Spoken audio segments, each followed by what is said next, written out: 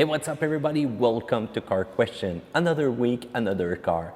I don't know if you saw the review that we did about the Hyundai IONIQ Electric. So if you didn't saw it, I suggest you start with this one because right now we've got the unidentical twin sister of the IONIQ Electric. We've got the hybrid version around here.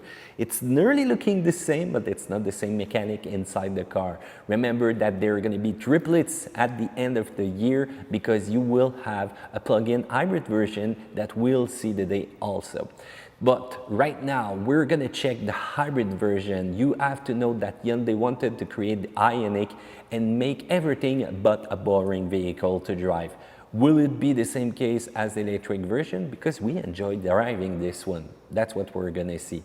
You have to note that right now Hyundai IONIQ Hybrid is leading the class segment with its fuel efficiency, a combined 4.1 liter per 100 kilometers. So this is awesome numbers. So let's check the exterior first. You have a drag coefficient of 0.24. Those cars will glide through the air. The less resistance you have, the better fuel economy you have. Check out the wheels. I think I prefer the wheels on our limited iron gray car that we have right now under the highs. It's a hatchback style that I tend to enjoy. You know, the rear end, the finishing, although you've got some visibility problem while you're going to be in bad weather, I think it's looking good. Another strong point of the hatchback version is its utility when it comes to cargo. You've got those daytime rolling lights that are Dell, and you've got also some chrome accent with the limited model that we have on the side and on the handle. The interior, they wanted to create a purified high-tech design concept, and it's well done. You've got leather seat, you've got 7 inches tactile screen, 8 inches if you choose the tech package. You've got Apple CarPlay, Android Auto, which is standard, and you've got that console, which is different from the electric version that we have right now, because with the electric version, it's only push button, and you've got that wide area for storage. Right now, with the hybrid version, you've got the regular console because of the double clutch transmission, which is right there. The lighting inside the cabin is going to be LED because we've got the limited package. I don't know why car manufacturers don't use LED everywhere right now. First of all, LED is cheap, but it's also consuming a lot less energy than regular lighting. You've got dual zone climatization, and you can focus the temperature on the driver by the press of a button. You've got heated seat in front and in the rear, and for your phone, you've got a QI wireless charger. So this car is well equipped. Usually the Koreans are putting the maximum between good equipment and a fair price. And for the IONIQ, it's the same thing. The motorization, you've got a brand new Kappa engine, 1.6 liter 4-cylinder. It's direct injection, and for this year, they've added Atkinson cycles. It's a non-surpassed thermal efficiency of 40%. It's good for 104 horsepower at 5,700 RPM and 109 pound-feet of torque at 4,000 RPM. The hybrid IONIQ is also equipped with an electric motor. It's 32 kilowatt, good for 43 horsepower and 125 pound-feet of torque. It's instantaneous power that you will get. So combined, it's going to be good for 139 horsepower and 195 pound-foot of torque. So it's still not a sport car. It got less torque than the electric vehicle. But as you will see later, we're going to talk about acceleration. Don't get carried away. The battery is a 1.56 kilowatt-hour lithium-ion polymer battery. The battery is going to be under the rear passenger, so it's going to give you a low center of gravity. The transmission is really unique also for an hybrid vehicle. It's a 6-speed EcoShift dual-clutch transmission. You're going to find that transmission in the hybrid and in the hybrid plug-in version of the IONIQ. It's not one of my favorite. It tends to be a little bit abrupt depending on the condition and the acceleration that you ask for the car. You have to note also that the drivetrain is a front-wheel drive. When it comes to driving, you've got an eco drive mode and a sports mode. You will select the gear, and the way that you can change these modes is simply by taking your shifter and moving it from left to right. The sports hold gears longer, and it's going to give you better engine answer. Don't expect more horsepower though.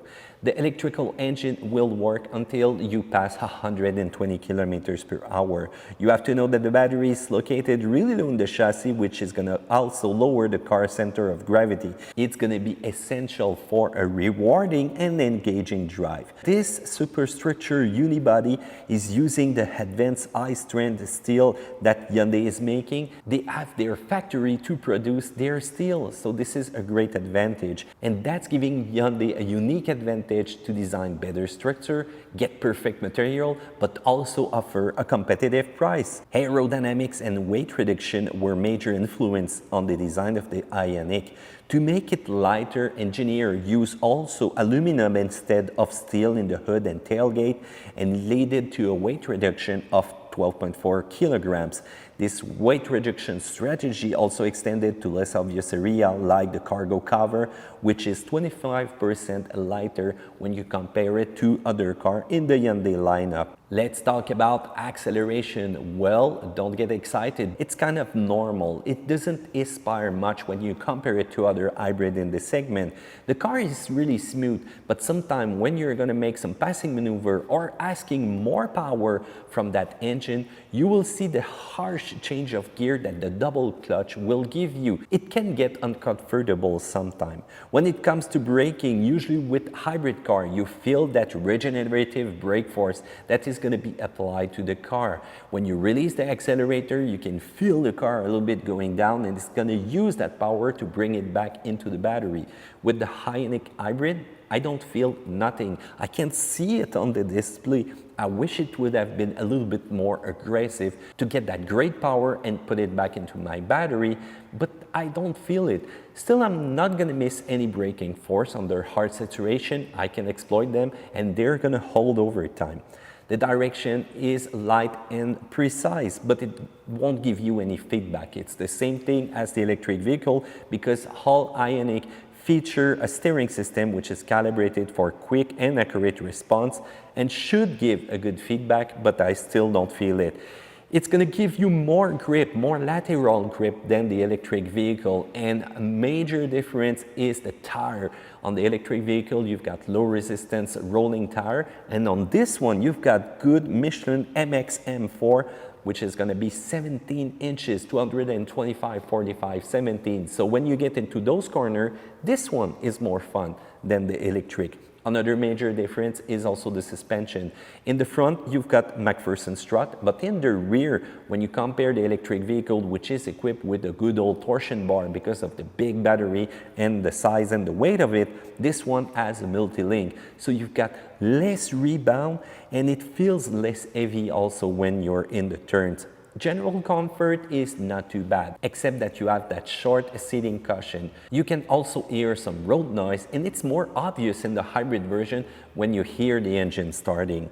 Security is important also for Hyundai, and they've put a lot of feature in their car. You've got the rear view camera, the hill start assist, you've got blind spot detection and lane change assist. You will have also rear cross traffic alert. With the limited package that we have, you've got automated emergency braking with pedestrian detection, you've got adaptive cruise control, lane change warning also, total of 7 airbags including driver's knee. The bumper will resist to 8 kilometers impact, and you have to note that the steel that they use is a 51% advanced high-strength steel from the company's own steel plant, and that's going to give the maximum to the IONIQ chassis to resist, to create that bubble around the occupants and make it way stronger when there's going to be an impact.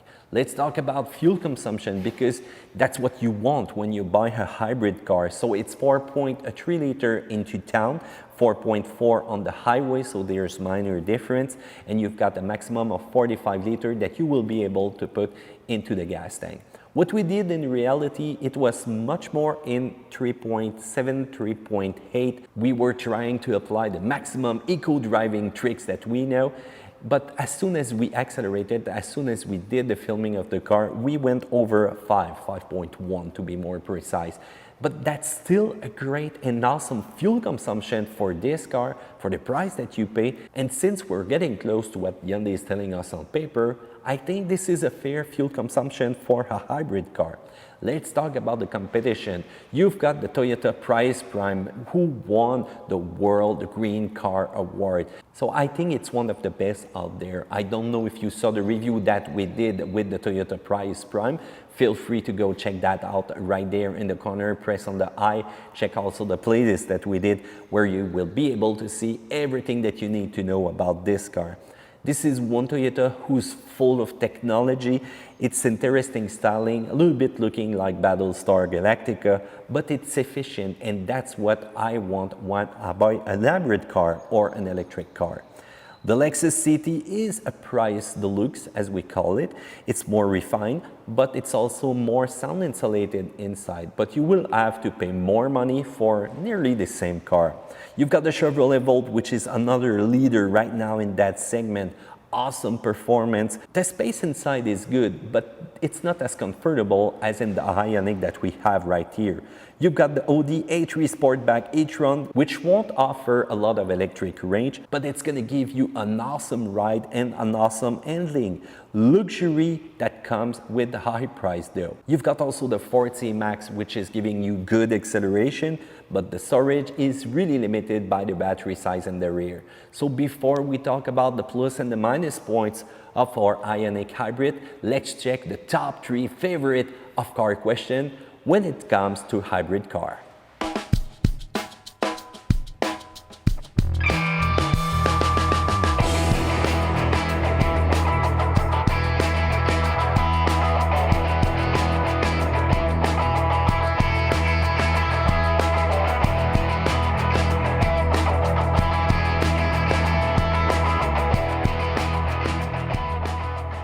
So, are you surprised by our winner of the category? Feel free to comment that in the section down there below. If we miss a car, feel free also to tell us and come and exchange with us. So let's talk about the good and the bad of the Hyundai IONIQ Hybrid. As soon as you take place behind the steering wheel, if you're tall or if you need leg support, you will find the seat base, which is really short. You will also note that the visibility in the rear is not too bad, but when it comes to bad weather out there, just rolling in the rain, you will see that lower section of the glass becoming completely obstructed by dirt. The transmission, that double clutch 6-speed, is not one of my favorite. It's not going to give you smooth gear shifting while you're going to be accelerating with the car. And even sometimes you would just press lightly on the accelerator, the engine will start and it's going to give you a little bump, and it's going to make you sometimes uncomfortable. You've got to note also that the sound system, the sound is not that great. Plug in your iPhone with a cable, you will get better sound quality, but if you want to go for the maximum, opt for the tech package, which is going to give you the Infinity sound system, which is better. On the plus side though, you've got that great structure, you've got that resistant feeling that you got. It feels solid. When you're into the corner, you don't feel any torsion or the movement that you usually get, that soft and vanilla movement that you get with other hybrid car on the market. It's really well equipped. You've got the tactile screen, you've got the heated seat, you've got Apple CarPlay, Android Auto. That's great for a car of this price. I'm kind of impressed. The road handling is acceptable, although I prefer the electric version because I don't know, you've got that punch, the punch of the torque. Still, for the hybrid car, it's kind of okay. You've got the style also. I think it's a good looking car, except probably for that little plate up front where I think they glued the Hyundai logo that you see right there. The rear is probably one of my favorite parts with the hatchback, although be careful during the winter where you will get some ice. Be careful to that ice when you're gonna open the trunk.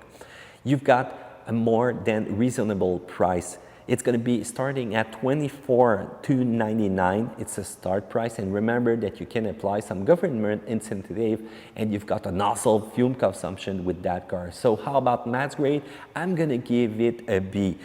Why a B? I prefer the electric version for the IONIQ. I don't know. I think it's less refined when it comes to hybrid. There's a management of the energy where they need to improve. You know, that brake feeling I talked to you about?